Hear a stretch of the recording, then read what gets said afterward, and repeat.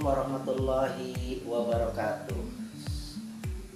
Selamat siang anak-anak sekalian, para siswa SMK Negeri 1 Pelatihan Bisnis Daring Pemasaran 1 dan Bisnis Daring Pemasaran 2. Hari ini kita semua kembali ke pembelajaran berikut, yaitu KD 9.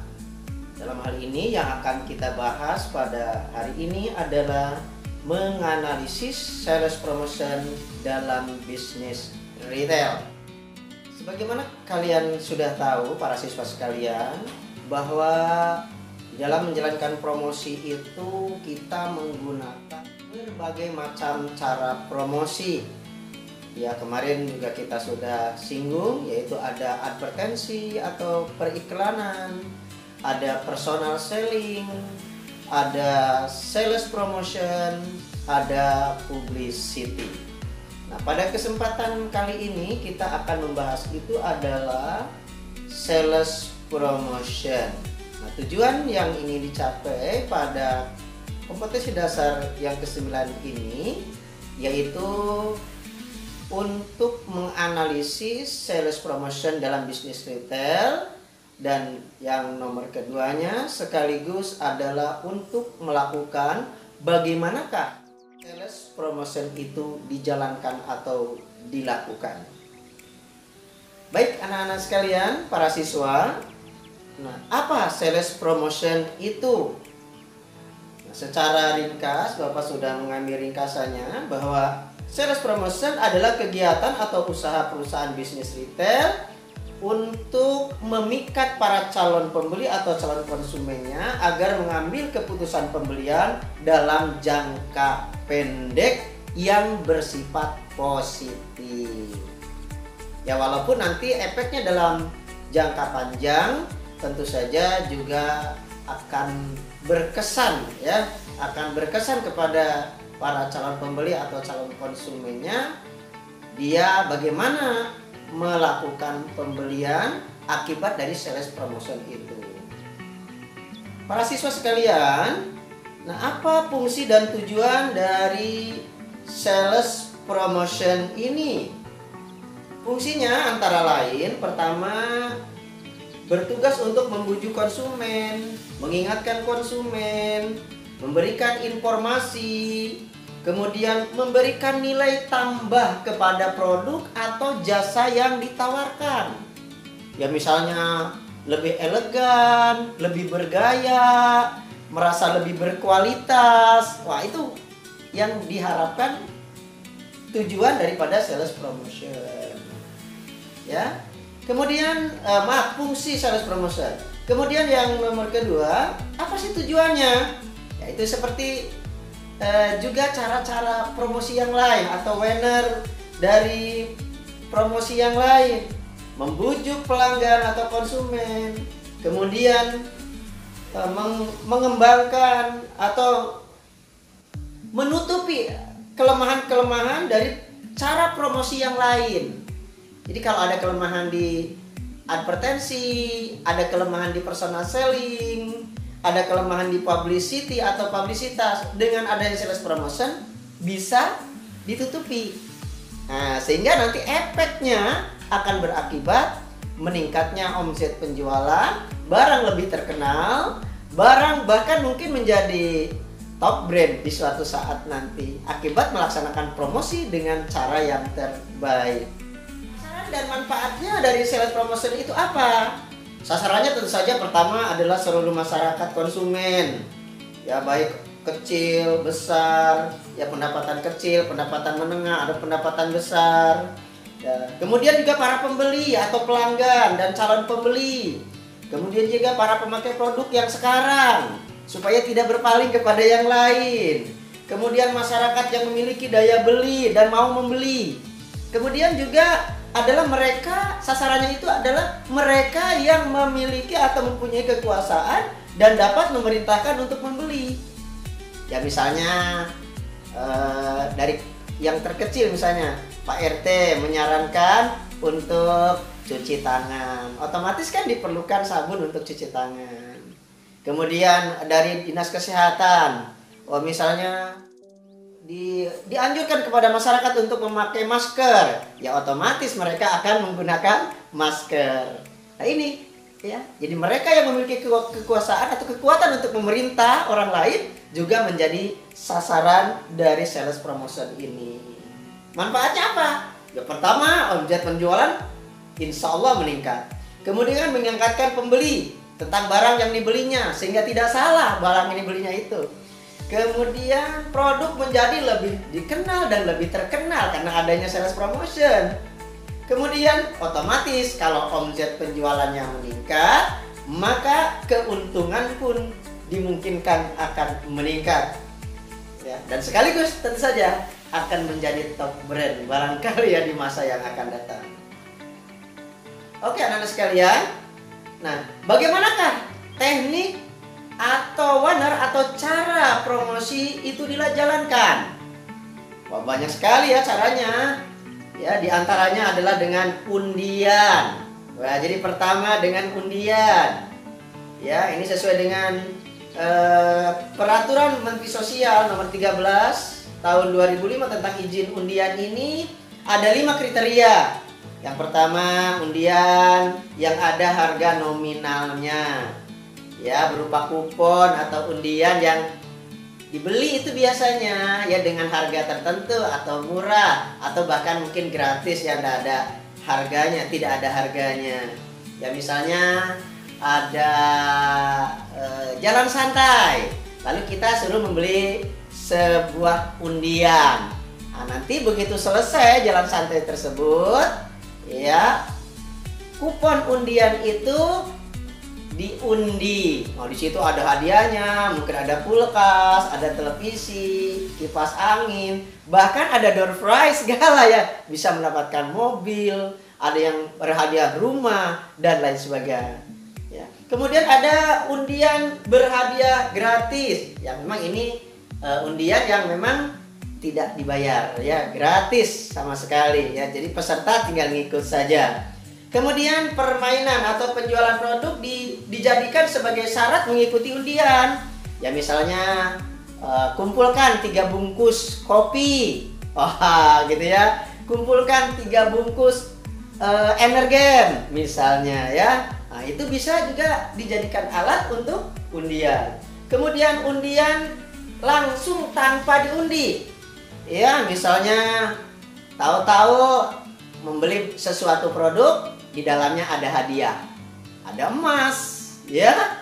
Kemudian mungkin juga dengan cara digosok tuh, ada yang di kartu tuh di dalam kardus, di dalam karton produk, ada kartunya, lalu kita gosok, wah ternyata ada hadiahnya. Itu contoh, ya. Jadi pokoknya yang undian langsung tanpa diundi biasanya berada di dalam wadah.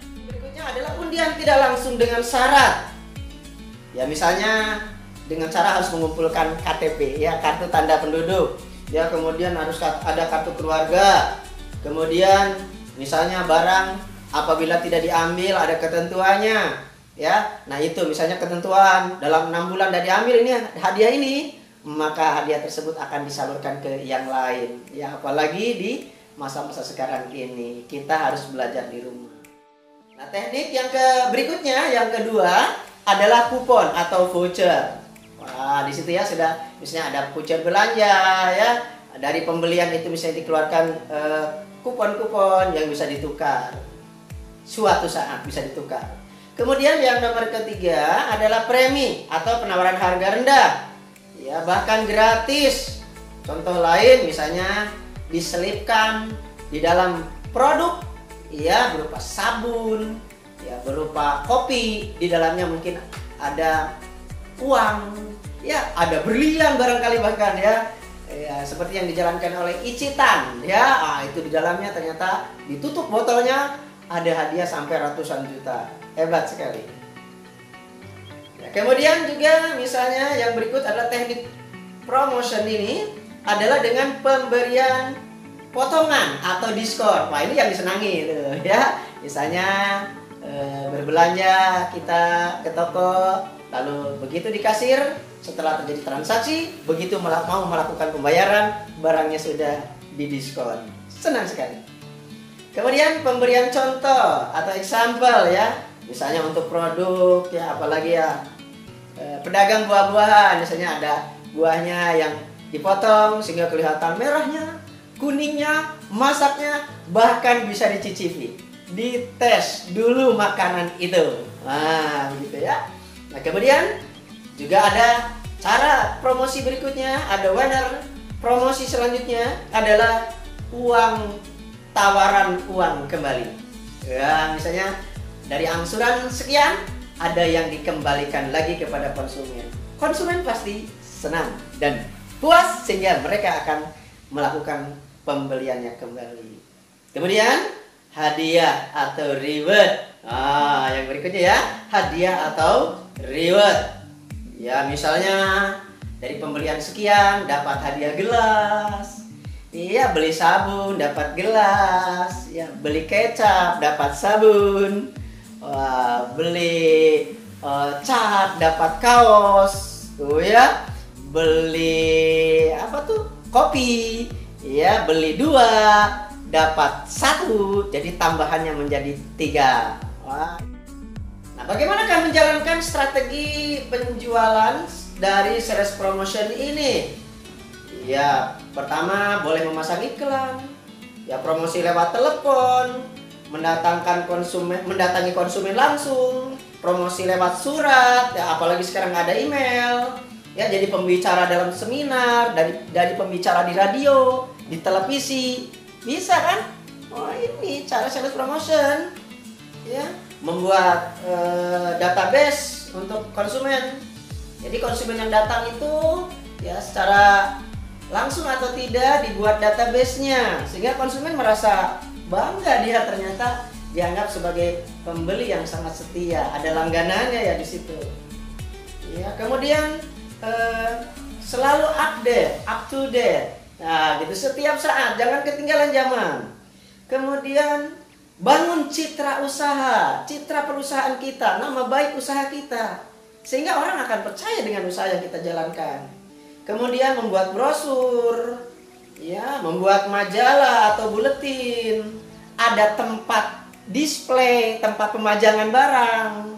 Nah, itu. Ya, itu harus ada. Kemudian ya, pelajari berbagai macam biaya untuk media-media yang digunakan. Di koran bagaimana, di majalah bagaimana biayanya, di televisi, di radio, yang tentu saja nanti kita pelajari itu semua dan cari di mana memasang iklan kita yang lebih efektif untuk menjangkau konsumen. Kemudian selalulah kita berterima kasih kepada konsumen kita melalui berbagai macam media, baik sosial, media televisi, radio, ya spanduk barangkali, ya, dan lain sebagainya. Oke, nah apa sekarang hubungan dari promosi penjualan dengan kepuasan pelanggan? Adalah sebagai berikut. Pertama, ya untuk menjaga kepuasan pelanggan, usaha retail harus menerapkan integrated marketing, artinya keterpaduan di antara semua, dari mulai atasan, bawahan, sampai barangkali pesuruh daripada yang ada di perusahaan kita. Ya, terapkan juga marketing nih. Ya, produknya bagaimana, price-nya bagaimana, ya, pendistribusiannya bagaimana atau flash-nya, kemudian promotionnya dalam menjalankan. Lalu jalankanlah usaha itu sebaik-baiknya. Kemudian yang kedua adalah satisfaction, kepuasan customer. Bagaimana kepuasan customer? Yaitu apabila total customer value atau jasa yang diperoleh oleh konsumen lebih besar dibandingkan dengan total customer care yang dikeluarkan. Konsumen akan merasa puas kalau layanan yang diberikan oleh perusahaan baik dengan produk ataupun dengan pelayanannya dilaksanakan dengan sebaik-baiknya, maka konsumen tidak disuruh juga, dia akan kembali dengan senang hati. Demikianlah untuk pertemuan kali ini. Mudah-mudahan ada besar manfaatnya untuk kita semua. Kami berharap bahwa dengan langkah kecil akan membawa ke arah yang lebih baik. Saya ingin berbuat yang lebih baik. Saya ingin ada perubahan. Saya ingin ada perubahan, setidaknya perubahan yang positif untuk diri saya pribadi dan tentu saja untuk para siswa sekalian. Mudah-mudahan sukses di masa yang akan datang. Selamat dan selamat belajar.